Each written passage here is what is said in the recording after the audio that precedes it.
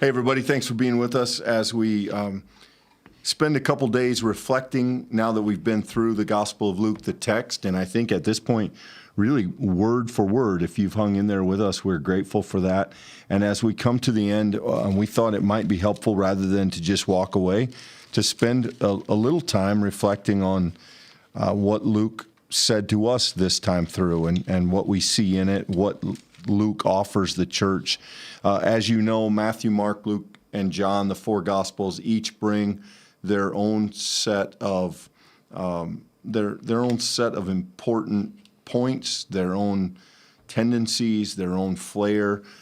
We've said from the beginning that part of Luke's drive in this, not only is Luke an exceptional writer, not only does Luke have very great command over the Greek language, is a good storyteller, is a great author.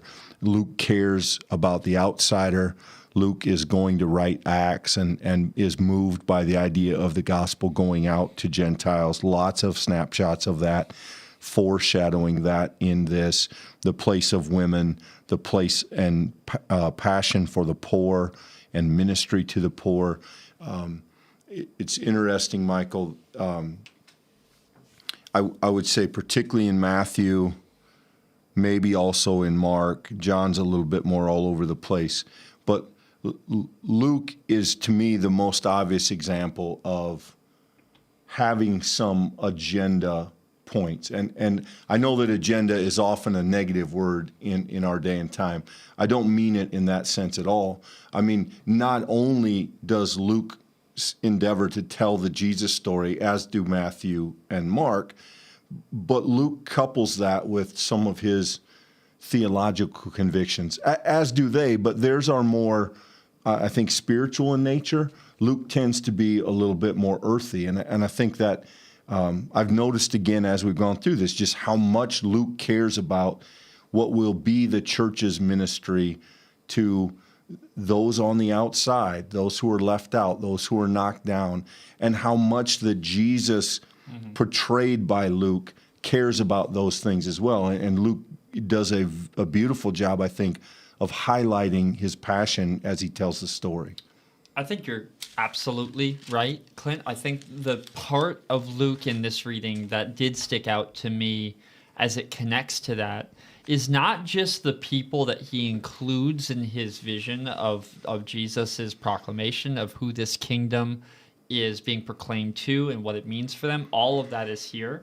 I think I would actually point us, at the risk of going back all the way to the beginning here, but chapter 1, verse 1, I think two things that I want to lift out is actually moving here to verse 3, the orderly account shines through in this book, Clint. I think the thing that struck me in this reading, just to be honest with you, is the fact that Luke says so much with so little word count.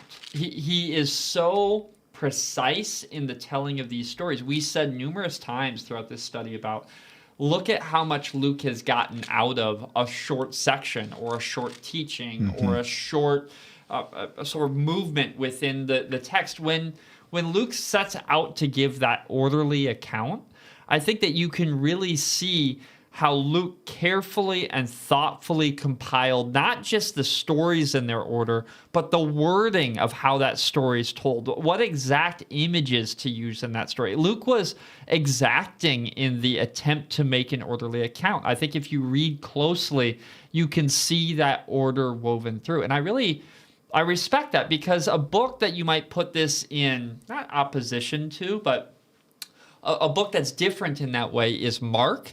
Mark is also, it's just sharp. It's got these little sort of staccato movements to it. It also is not a wordy book. It's economical. It's short as a gospel goes.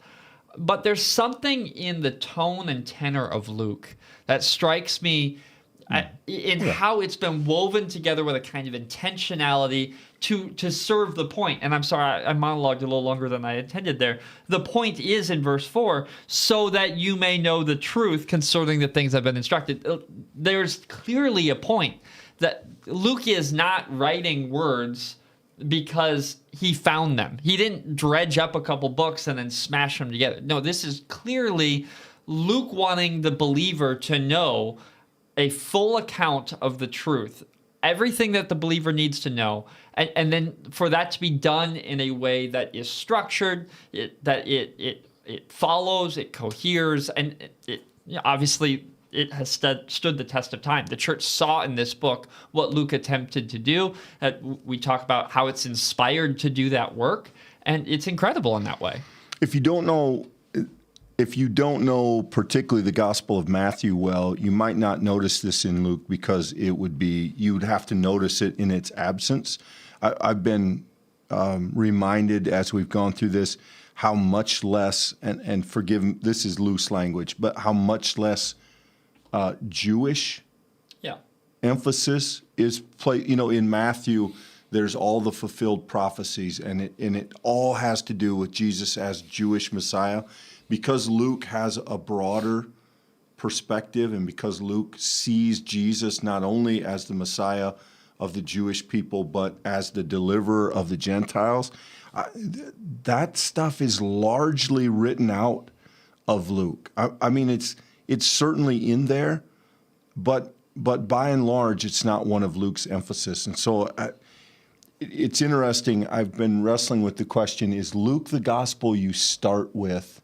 If someone comes to me and says, I've never read a gospel, which one should I read first?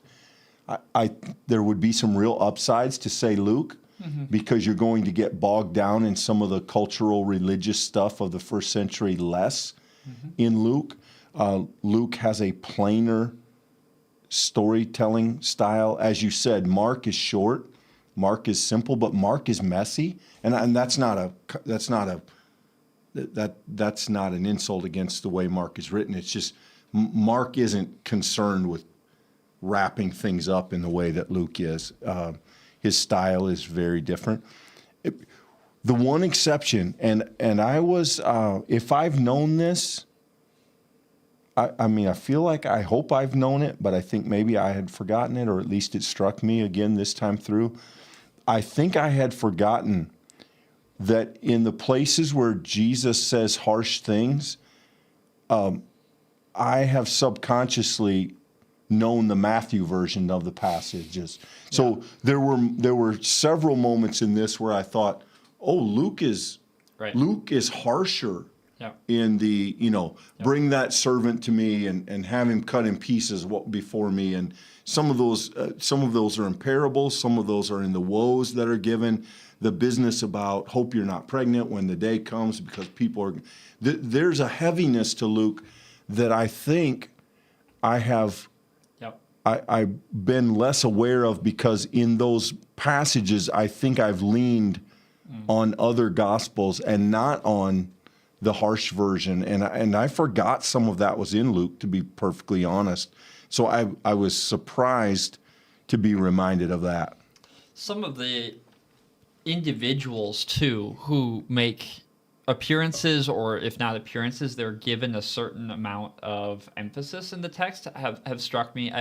You're not going to find anything akin to like Mary's song in the other gospels. There's a kind of highlighting of that, or Joseph of Arimathea, or though there's not a lot told about that, or those on the road to Emmaus. Those are sort of towards the end of the book, but you have sprinkled throughout these characters who Luke wants to introduce us to and wants us to know, because in many ways they speak to the Gentile church that is going to receive this letter. They're going to both give a kind of personal connection within Jesus' story, teaching that it's going to exemplify where they fit within the kingdom of God. But I think it's even deeper than that. I think that ultimately Luke's vision is that in God's economy, all of this time is bound together. That, in other words, there's nothing that Jesus does for either the Jew or the Gentile, or Jesus does prior to his birth, throughout the prophecies of the prophets, all the way through his death and resurrection and beyond. Of course, we're going to see that in the book of Acts when you see Luke part 2, essentially. You're going to see how in the midst of all of this time, God's redemptive power is at work, and it's happening in unsuspected places. It's happening in unsuspecting people. The kind of reversals that happen over and over again, Jesus keeps coming back to this idea of the upside down kingdom. And I think Luke, in the way that he tells it, if you're going to look for the pros of it being one of the first gospels a person would read, I think you could say whenever Luke discusses something that is by its nature religious in the sense of being Jewish, looking backward before Jesus, Luke generally takes a lot of care to define those terms or to explain exactly what the religious observance is for, all those kinds of things. There's a kind of awareness and accommodation to the fact that this text is going to be read by people who may not have a significant amount of knowledge or experience with the Old Testament and the practices of the Jewish religion. And I think that makes Luke not entirely unique. Other Gospels also do some of that work. But it makes it accommodating. It recognizes its place in sort of the timeline of salvation. And I think that makes it a really interesting gospel in its own right.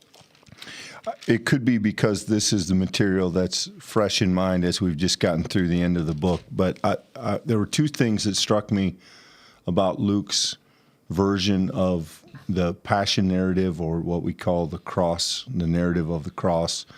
The first, and this is generally true, I think, in the book of Luke.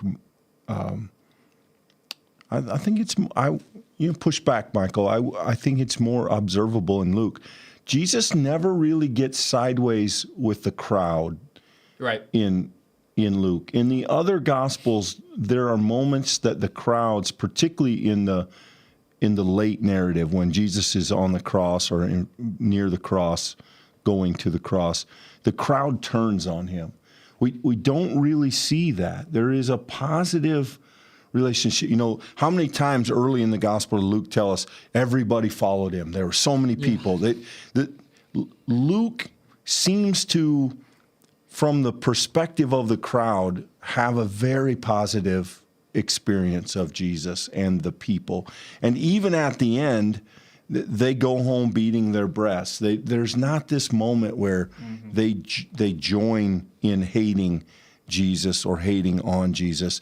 And secondly, in the crucifixion narrative, Luke really downplays, for as rough as he is in other places, he really downplays the physical assault to Jesus. Jesus hasn't said much before the cross. He's beaten once. Luke doesn't really go into details there. Pilate says, I was going to have him flogged. There's no other mention of him being, beaten. He's not stabbed in this one in the side. Right. There's a kind of transition where pre-cross he doesn't say too much, and then 3 of Jesus' last 7 words, once he's on the cross, he actually does have some things to say, as he knows he's fulfilling his mission. But there's a little bit different slant to some of those details in Luke's version of the crucifixion narrative that I think stood out to me. And again, it could be that that's what we did most recently, so it's fresh in my mind. But it's a noticeable difference. This is giving voice a little bit to a thing you've already raised, but for me, it was around chapter 21 that I started to be reminded of some of the really tough sayings of Jesus, because it felt like around there we dug in. We did, and it was slow, and there was a lot of, this is hard, this is going to be difficult, this is a really strong critique, and it kind of goes back to other themes that I think I knew were in Luke. I mean, intellectually, I've certainly read this book before, and so I've been exposed to it before, but emotionally, the weight of going verse by verse at this pace, just the sheer number of times when Jesus is in conflict with the very specific tribe, the religious leaders, the Pharisees, which changes to the scribes and the Sadducees once he gets to Jerusalem, but just this sustained theme. Luke never lets up on it. There's really, man, is there the woman and his, the man whose daughter was sick. Jairus. He comes to Jesus and asks for Jesus to come to bear. But are there other people that I'm missing? It's almost without exception. There is exception, but almost without exception, the religious leaders are cast in a very self-righteous, arrogant, judgmental light. I mean, Luke hammers that home, and I think that it was such a consistent theme. It was such a heavy theme. It struck me as we went throughout the book, and I do think around that chapter 21, when Jesus really does dig into these woes up to Jerusalem and the warnings against self-righteousness and the be on your guard or you'll miss the good news, you'll miss the coming kingdom. It's such an orderly book. It is clearly these are not accidental emphasis. And I think for a person of faith, and very personally, a person who's given a lot of time, effort, and energy in my own life to the faith, I mean, those are very stark warnings that come from Luke. And I think helpful warnings, but difficult, weighty warnings. Yeah. Yeah, I think if you can join us tomorrow, again, we don't want to overdo this, but I think maybe tomorrow we have some conversation about the unique aspects of Luke, the things that are in Luke that aren't in other places, and what we think that means not only to Luke but to us. You may have been surprised during this study if we were accurate and remembered to tell you. Some of the favorite things that people know about the Gospels are only in Luke's Gospel. Sometimes people aren't aware that without Luke, we might have many people's favorite parable or favorite story. And so we'll have some conversation tomorrow about what it is that only Luke brings us in the Jesus story, and then we'll wrap up with some thoughts. Friends, we're grateful to have you with us today. Hope you'll join us tomorrow, and certainly hope that if you've been interested in a study like this, do subscribe. We have some really interesting content planned ahead as we'll transition into another study in just about 2 weeks. We'll share more about that as we go. Till then, be blessed.